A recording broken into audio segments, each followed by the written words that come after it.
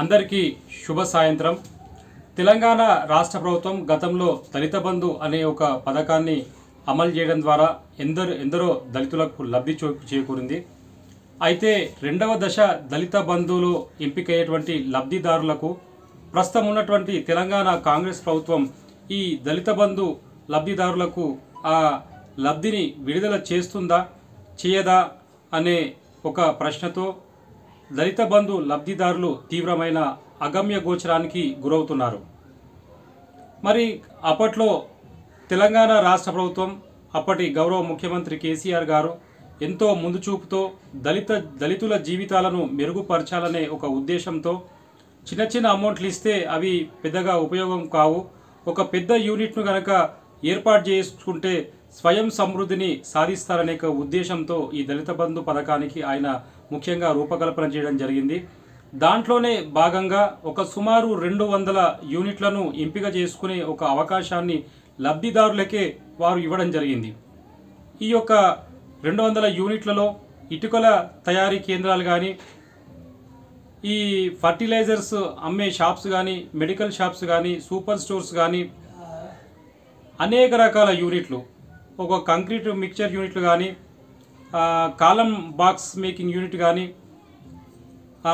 Sound systems కానీ, వ్యక్తులు కానీ వస్తువులు కానీ రవాణా చేసుకునే పెద్ద వాహనాలను కానీ, ఈ రకంగా అనేక కొత్త యూనిట్లను ఈ పథకంలోనికి తీసుకురావడం వల్ల అనేక మంది వివిధ రకాల బహుళ యూనిట్లను కూడా ఏర్పాటు చేసుకొని తమ జీవితాలను ఎంతో పరుచుకోవడం మనం చూసాం.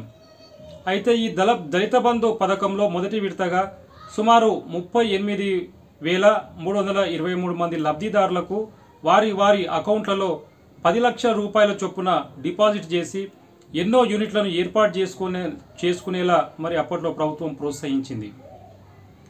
అయితే ఈ పథకం పోయిన సంవత్సరం అంటే 2023 ఆరంభంలో అప్పట్లో ఉన్నటువంటి ఎమ్మెల్యేలందరూ కూడా సుమారు ఒక్కో నియోజకవర్గానికి 1000 మంది చొప్పున అప్లికేషన్స్ తీసుకొని యూనిట్లను కూడా ఎంపిక చేసి ఆ యొక్క ఫైల్స్ని ఎస్సీ కార్పొరేషన్ కానీ కలెక్టర్ ఆఫీస్ కానీ వారు రిఫర్ చేయడం జరిగింది.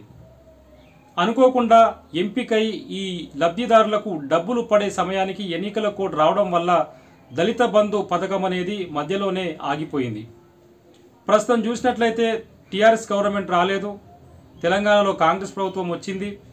మరి వచ్చినటువంటి కాంగ్రెస్ ప్రభుత్వం గతంలో ఎవరైతే ఎమ్మెల్యేలు ప్రతిపాదించినటువంటి అభ్యర్థులు ఉన్నారో వాళ్లకు అంటే అప్పట్లో వాళ్లకు ఈ ఎస్సీ కార్పొరేషన్ల నుండి కానీ కలెక్టర్ అధికారుల నుంచి కానీ ఫోన్లు కూడా వచ్చాయి, మీరు దళిత బంధుకు సెలెక్ట్ అయ్యి ఉన్నారని చెప్పేసి ఫోన్లు కూడా చాలామందికి వచ్చి ఉన్నాయి. కాబట్టి తిరిగి వారినే ఎంపిక చేయాలని చాలామంది లబ్ధిదారులు ప్రభుత్వాన్ని కోరుతున్నారు.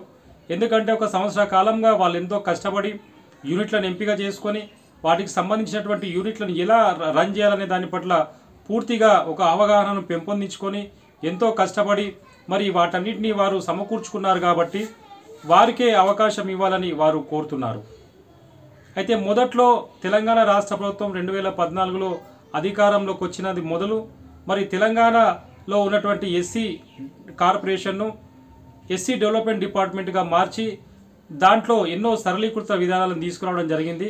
దాంట్లో ముఖ్యంగా ఈ ఎస్సీ కార్పొరేషన్ ద్వారా ఒక్కొక్క లబ్ధిదారునికి 1 లక్ష నుండి 10 లక్షల వరకు రుణాలను మంజూరు చేసింది.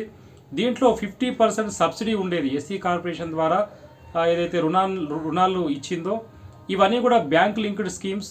బ్యాంక్ అధికారులు, బ్యాంకులో ఉండేటువంటి ఫీల్డ్ ఆఫీసర్సు, అదే మాదిరిగా ఎస్సీ కార్పొరేషన్ అధికారులు అందరూ కూడా కలిసి లబ్ధిదారులను ఎంపిక చేసి ఆ తర్వాత వారికి ఈ అమౌంట్ను 1 లక్ష నుండి 10 లక్షల వరకు వారి యొక్క యూనిట్లను బట్టి వారి యొక్క అర్హత సామర్థ్యాలను బట్టి అందించారు. అయితే 2021లో హుజూరాబాద్ ఉప ఎన్నికల్లో మరి ఈటెల రాజేంద్ర గారు ప్రాతినిధ్యం వహిస్తున్నటువంటి ప్రాంతంలో ఈ దళిత బంధును మొదటిసారిగా ప్రభుత్వం ప్రవేశపెట్టింది. అంటే అంతకుముందు కూడా తెలంగాణ రాష్ట్ర ప్రభుత్వం ఈ దళిత బంధును అమలు చేయాలని ఒక ప్రణాళికలను సిద్ధం చేసింది. అయితే దాంట్లో భాగంగా ఒక ప్రయత్నంగా ఈ హుజూరాబాద్లో ప్రవేశపెట్టి ఎలాంటి రిజల్ట్స్ ఉంటాయని చెప్పేసి అక్కడ ప్రవేశపెట్టింది. ఆ తర్వాత అనూహ్యంగా రాష్ట్రం మొత్తంలో ఒక్కో నియోజకవర్గానికి 100 యూనిట్ల చొప్పున ఈ యొక్క దళిత బంధు పథకాన్ని విస్తరింపజేసి సక్సెస్ఫుల్గా 100 మంది లబ్ధిదారులకు దళిత బంధు పథకాన్ని వర్తింపజేసింది. వారిని వివిధ వ్యాపార సేవా రంగాల్లో ప్రోత్సహించింది. అయితే ప్రస్తుతము ఈ పథకం పూర్తిగా మరి ప్రభుత్వం ఎక్కడ కూడా ఈ పథకం అమలు పట్ల ఎక్కడ కూడా ప్రకటన చేస్తలేదు. మరి ఈ పథకాన్ని యథాస్థితిగా మరి వాళ్ళు అమలు చేస్తారా, లేదా ఇంకో పేరు పెట్టి అమలు చేస్తారా, లేదా దీని గైడ్లైన్స్ ఏమైనా మార్చుతారా? ఎంపిక అనేది అప్పట్లో ఎమ్మెల్యేలు చేసేవారు, మరి అలా కాకుండా ఎస్సీ డీడీ అధికారులకు అప్పగిస్తారా, కొత్త విధి విధానాలు రూపొందిస్తారా, మరి ఎలా చేస్తారనే దాని పట్ల సత్వరమే ప్రభుత్వం ఒక నిర్ణయం తీసుకోవాల్సిన అవసరం ఉంది. ఎందుకంటే గత 2020 నుండి ఎస్సీ కార్పొరేషన్ ద్వారా లబ్ధిదారుల ఎంపిక అనేది జరగకపోవడం వల్ల ఈ ఎస్సీలు ఎస్సీ ఉపకులాలంతా కూడా ఎంతోమంది మరి తీవ్ర దిగ్భ్రాంతిలో ఉన్నారు, చాలా పేదరికంలో ఉన్నారు. ఎందుకంటే కొందరు మంచి స్కిల్స్ ఉండి, వృత్తి నైపుణ్యం ఉండి, సామర్థ్యం ఉండి, ప్రభుత్వ సహకారం లేక వాళ్ళ ఫీల్డ్స్లో వాళ్ళ రంగాలలో అభివృద్ధిలోకి రాలేకపోతున్నారు. మరి కొందరికి ఏజ్ బారైపోయి తమ చదువుకున్న చదువులకు సరైన ఉద్యోగాలు కూడా రావడం లేదు. మరి వాళ్ళు అంటే ఇప్పుడు సుమారు ఒక 4 సంవత్సరాల నుంచి ఎస్సీ కార్పొరేషన్ ద్వారా ఎలాంటి లబ్ధి అనేది దళితులకు చేకూర్తలేదు. కాబట్టి ప్రస్తుతం తెలంగాణలో కాంగ్రెస్ ప్రభుత్వం గద్దెనెక్కి సుమారు నెలన్నర కావచ్చింది. కాబట్టి ఇప్పటికైనా ప్రభుత్వం సత్వరమే స్పందించి మరి దళిత బంధు లబ్ధిదారులకు ఊరట కలిగించే మాదిరిగా, దళితుల జీవితాల్లో ఒక సరికొత్త వెలుగు నింపే మాదిరిగా సత్వరమే ఒక స్వయం సమృద్ధి సాధించే దిశగా ఒక కొత్త పథకమా లేదా పాత పథకాన్న అమలు చేస్తారా, మరి అమలు చేస్తే ఏ విధంగా చేస్తారనేది తెలియజేయవలసిన అవసరం ఉందని నేను తెలంగాణ రాష్ట్ర ప్రభుత్వాన్ని, Telangana schedule caste rights protection society రాష్ట్ర అధ్యక్షుడిగా మన తెలంగాణ కాంగ్రెస్ ప్రభుత్వానికి నేను విజ్ఞప్తి చేస్తున్నాను. జై భీమ్, జై భారత్.